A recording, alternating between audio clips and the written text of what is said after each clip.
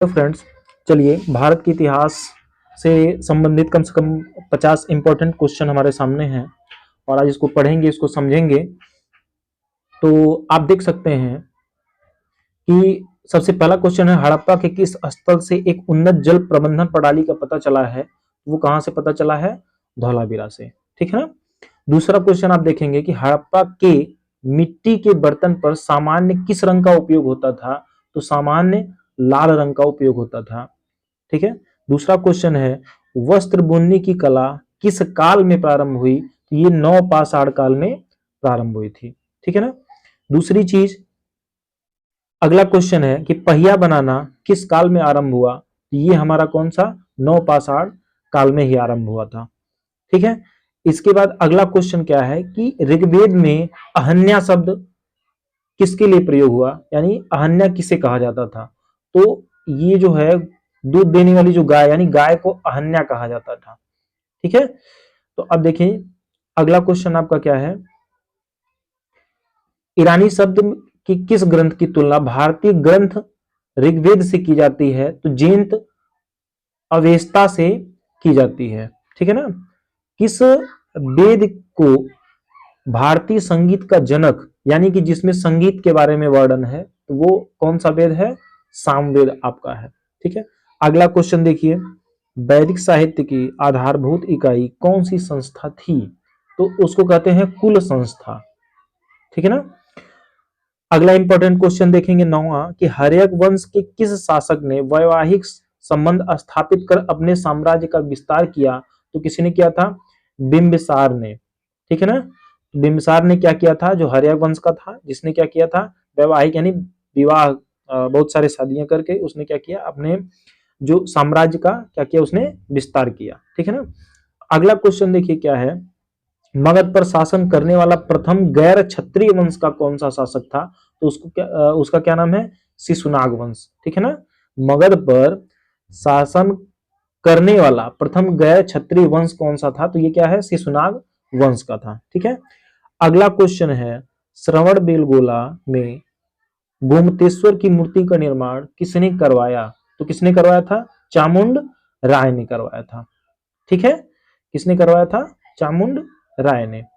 अगला क्वेश्चन देखिए, अगला क्वेश्चन है कि दिलवाड़ा के जैन मंदिरों का निर्माण किसने करवाया था? तो किसने करवाया था? चालुक्यों ने करवाया था। अगला क्वेश्चन है, संगम युग का प्रथम मणि मेखलाय किस धर्म की श्रेष्ठता को प्रतिपादित करता है? तो किसने? बौद्ध धर्म को प्रतिपादित करता है। ठीक है ना। ये जो शब्द है, हमारा जो ग्रंथ है मणि मेखलाय, ये क्या है? बौद्ध धर्म से संबंधित है। अगला क्वेश्चन देखेंगे, अगला क्वेश्चन है, महात्मा बुद्ध की मृत्यु के बाद उनके शरीर के अवशेषों पर कितने स्तूपों का निर्माण हुआ? तो कितने? 8 स्तूपों का निर्माण हुआ। ठीक है ना। तो वो जब मर गए तो उनके शरीर के जो अवशेष थे उनसे मिलाकर के 8 स्तूप बनाए गए। ठीक है ना। अगला क्वेश्चन क्या लिखा हुआ है कि अशोक की वह कौन सी पत्नी थी जिसने उसको प्रभावित किया? तो क्या नाम था उसका? कारुआकी। ठीक है ना। अगला आप क्वेश्चन देखेंगे, अशोक ने अपने सभी अभिलेखों में एक रूपता से किस प्राकृत का प्रयोग किया था? तो मागधी प्राकृत का प्रयोग किया था अशोक ने। ठीक है। अगला क्वेश्चन देखिए, मौर्य काल में चांदी के सिक्कों को क्या कहा जाता था? तो उसके मुख्यतः आप देखेंगे करसापड़, पड़ और धरड़, 3 नाम है उसके। ठीक है ना। मौर्य काल में एग्रोनोमई किसे कहा जाता था? तो सड़क निर्माण का जो अधिकारी था उसको क्या कहा जाता था? एग्रोनोमई कहा जाता था। ठीक है ना। अगला क्वेश्चन आप देखेंगे, सातवाहन वंश के किस शासक ने बेड़ा कटक की उपाधि धारण की थी? तो गौतमी पुत्री सतकर्णी। ठीक है ना। क्या है? वेड़ा कटक, ये पुत्री के लिए है, गौतमी पुत्री सतकर्णी है। अगला है कि शून्यवाद के प्रवर्तक नागार्जुन किसके समकालीन थे? तो गौतमी पुत्र सतकर्णी की, ये पुत्र के समकालीन थे। ठीक है ना। गौतमी पुत्र सतकर्णी के समकालीन थे। अगला क्वेश्चन है कि ब्रह्मा विष्णु और महेश की पूजा किस काल में आरंभ हुई थी? वो गुप्त काल में आरंभ हुई थी। अगला क्वेश्चन क्या है कि किस काल को भारतीय संस्कृति का स्वर्ण युग कहा जाता था, तो गुप्त काल में ही ये क्या नाम है, भारतीय संस्कृति का स्वर्ण युग शुरुआत हुई थी। ठीक है ना। अगला क्वेश्चन है कि किस काल में संस्कृत साहित्य का स्वर्ण काल कहा जाता है, तो वो भी गुप्त काल ही आपका है। ठीक है ना। अगला क्वेश्चन देखिए कि आर्यभट्ट किसकी रचना है, आर्यभट्टीय किसकी रचना है, तो आर्यभट्ट की रचना है। ठीक है ना। अगला क्वेश्चन 25वां है कि किसके शासनकाल में चीनी यात्री हेनसांग ने भारत की यात्रा की। तो आप एक चीज और देखिएगा कि ह से ये भी शुरू है, ह से ये भी शुरू है, तो ये दोनों, ठीक है ना, इस तरीके से आप याद कर सकते हैं कि हेनसांग ये किसके समय में भारत आया था, हर्षवर्धन के समय में आया था। अगला क्वेश्चन क्या है कि किसे यात्रियों में राजकुमार और नीति का पंडित तथा वर्तमान शाक्य मुनि कहा जाता था, तो हेनसांग को कहा जाता था। ठीक है ना, हेनसांग को कहा जाता था। ठीक है, ये तीनों नाम इसके एक तरीके से कहा जाए तो ये बुलाने के नाम है, या फिर इसको बोला गया है। ठीक है। अगला देखेंगे तो अगला क्वेश्चन हमारा क्या है कि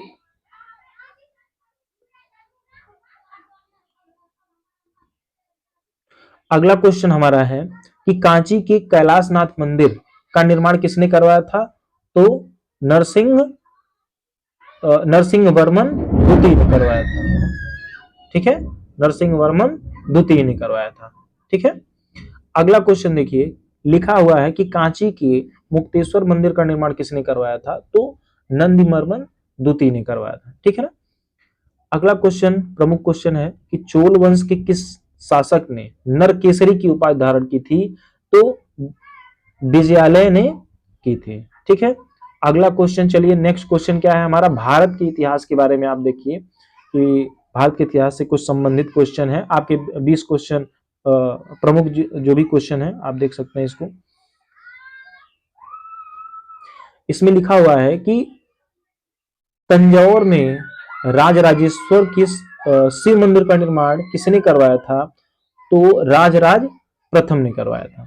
ठीक है। अच्छा, अगला क्वेश्चन आपका है काव्य मीमांसा एवं कर्पूर मंजरी की रचना किसने की, तो इसका क्या नाम है, राजशेखर। इन्होंने इन दोनों ग्रंथों की रचना की। ये दोनों पुस्तक या ग्रंथ जो भी हैं इनकी रचना किसने की थी, राजशेखर ने। अगला क्वेश्चन आपका 32वां है कि संस्कृत के प्रसिद्ध विद्वान राजशेखर किसके गुरु थे, तो ये राजशेखर की दो रचनाएं आपके सामने हैं। अब इनके गुरु के बारे में पूछा जा रहा है, तो ये क्या थे, महेंद्र पाल। इन किसके महेंद्र पाल के गुरु कौन थे, राजशेखर थे। ठीक है ना। अगला क्वेश्चन है कुतुबुद्दीन ऐबक का सहायक सेनापति कौन था, तो कौन था, बख्तियार खिलजी। कौन था, बख्तियार खिलजी। अगला क्वेश्चन है कि नालंदा विश्वविद्यालय को किसने नष्ट किया, तो किसने नष्ट किया था, बख्तियार खिलजी ने ही नष्ट किया था, जो कि कुतुबुद्दीन ऐबक का सहायक सेनापति था।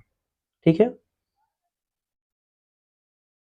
अगला क्वेश्चन आप देखेंगे कि किसने बलबन को उलूग खां की उपाधि प्रदान की थी, तो उसका क्या नाम था, नसीरुद्दीन मोहम्मद। कौन था, नसीरुद्दीन मोहम्मद। ठीक है ना, नसीरुद्दीन मोहम्मद। ठीक है ना। अगला क्वेश्चन आप देखेंगे कि अगला क्वेश्चन है कि बलबन ने अपने मकबरे का निर्माण कहां करवाया था, बलबन ने अपने मकबरे का निर्माण कहां करवाया था, तो रायगढ़, जो आपका रायगढ़ का पिथौरागढ़ है, राय पिथौरागढ़ किला के समीप करवाया था। ठीक है ना। अगला क्वेश्चन है कि दीवान ए कोही यानी कृषि विभाग, दीवान ए कोही किसे कहा जाता था, कृषि विभाग को कहा जाता था। इसकी स्थापना किसने की थी, तो मोहम्मद बिन तुगलक ने की थी। ठीक है ना। अगला क्वेश्चन है किसने सर्वप्रथम दोआब क्षेत्र में कर वृद्धि की, तो किसने की थी, मोहम्मद बिन तुगलक ने ही की थी। ठीक है ना। अगला क्वेश्चन इंपॉर्टेंट क्वेश्चन देखिए कि याहिया बिन सरहिंदी को किसका राजाश्रय प्राप्त था, तो मुबारक शाह के वहां उसको क्या था, राजाश्रय प्राप्त था। ठीक है ना। अगला क्वेश्चन है तारीख ए मुबारक शाही की रचना किसने की थी? तो याहिया बिन सरहिंदी, यानी कि जो किसने मुबारक शाह के वहां जो रहता था, जो राजाश्रय पाया था, उसने ही क्या किया था? तारीख ए मुबारक शाही की रचना उसने कर दी थी। अगला क्वेश्चन आप देखेंगे, सल्तनत काल में विद्वानों एवं धार्मिक लोगों को प्रदान की जाने वाली आर्थिक सहायता क्या कहलाती थी? इदरार कहलाती थी। क्या कहलाती थी? इदरार कहलाती थी। ठीक है। अगला क्वेश्चन आपका 42वां है, दीवान ए इंसा का क्या कार्य था? तो उसका कार्य क्या था? पत्र व्यवहार का कार्य था। ठीक है ना। दीवान ए इंसा जो है वो पत्र व्यवहार, यानी कि एक तरीके से आज के समय की जो चिट्ठी है उसका काम। ठीक है ना। अगला क्वेश्चन, किस तुर्क सरदार को दक्कन का लोमड़ी कहा गया है? तो किसे कहा गया है?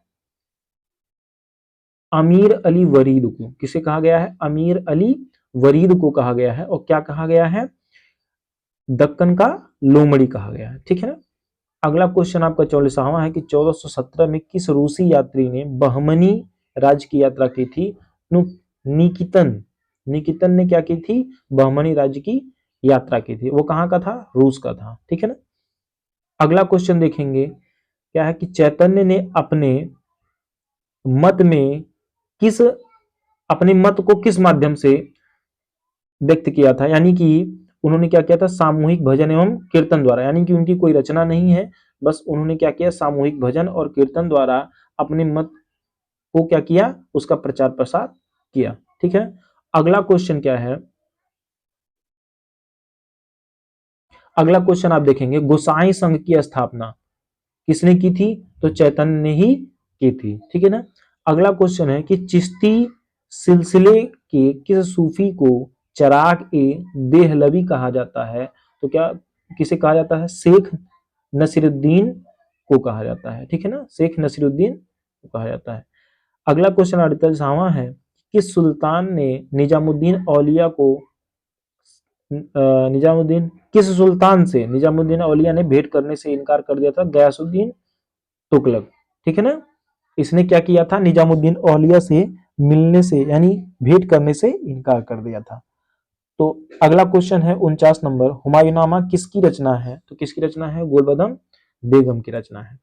अगला क्वेश्चन आप देखेंगे, लास्ट क्वेश्चन है 50वां, कि दिल्ली की गद्दी पर बैठने से पहले हुमायूं कहाँ का सूबेदार था? तो बदायूं का सूबेदार था। कहाँ का?